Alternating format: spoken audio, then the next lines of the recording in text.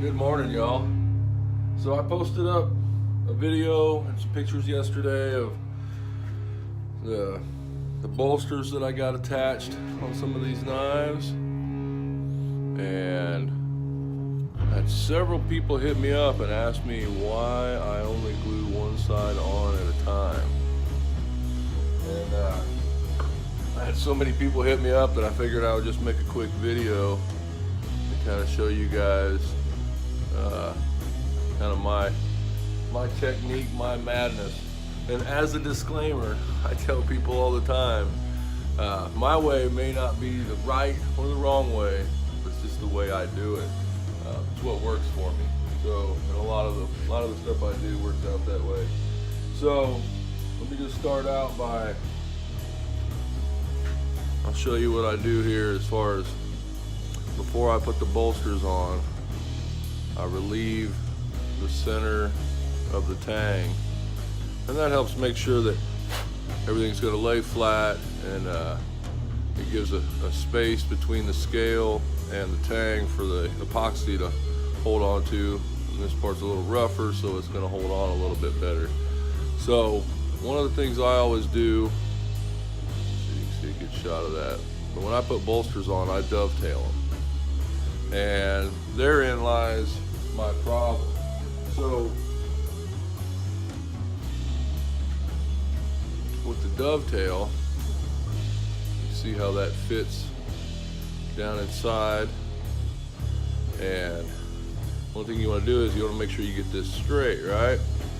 Well, I've had problems before with getting it up in there, getting it tight, and then drilling the hole, and after you get the pin in there, then this part will like rock back and forth like this.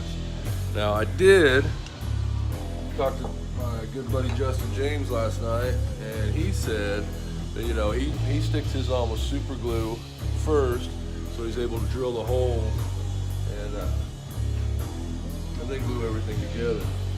And I tried that, it didn't really work for me. One of the things that happens is I resharpen all my drill bits. I just don't go out and buy new ones all the time. So if you don't get the drill bit resharpened perfectly, where the bevels come in to the very, very center, you know, your drill bit could wobble a little bit. And I'll put that thing in there and get it up against the bolster as tight as I can.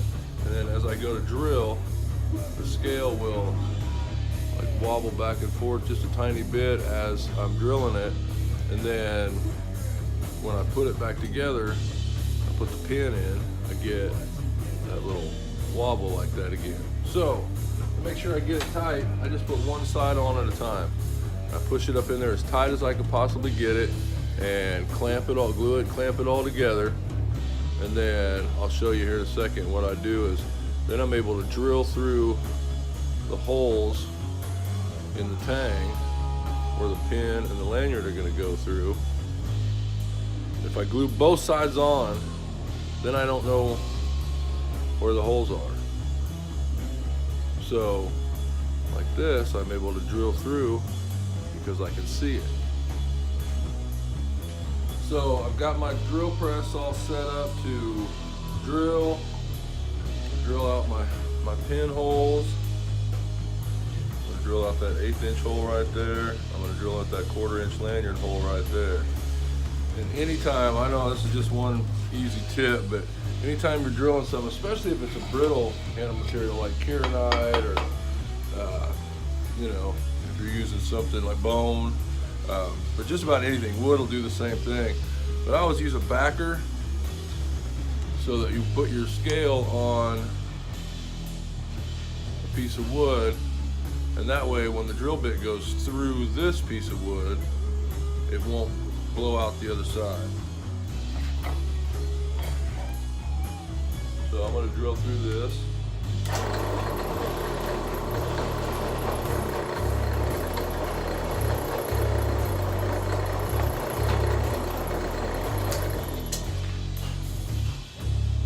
So that lets me get a nice clean hole. gaps are nice and tight. So I've got both my holes drilled. I go through the tang. I'm able to see where they're at. I drill through this side, so I'm able to see where they're at. Use the backer board so I get a nice clean cut and don't have any blowout around the hole. So the next thing I want to do is I'm going to trim some of this off around the edge. And usually if it's big enough, you know, if it sticks out far enough, I'll cut this stuff off and save it. Use it for other knives, you know, the extra piece of wood. But I'll grind that down real quick and I'll show you how tight I've got the gaps. We all like tight gaps. So I'm going to grind this off. You can check our gap.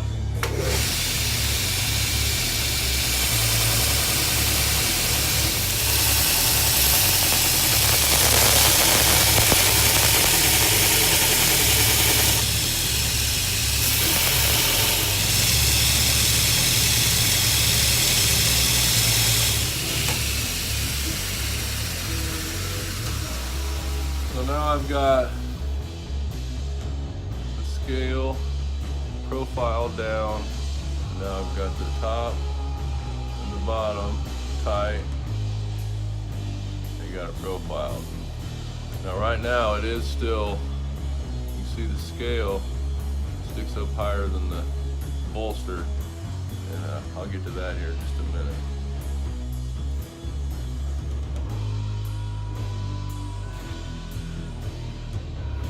So now that I've got the one side installed and I've got my holes drilled, my next step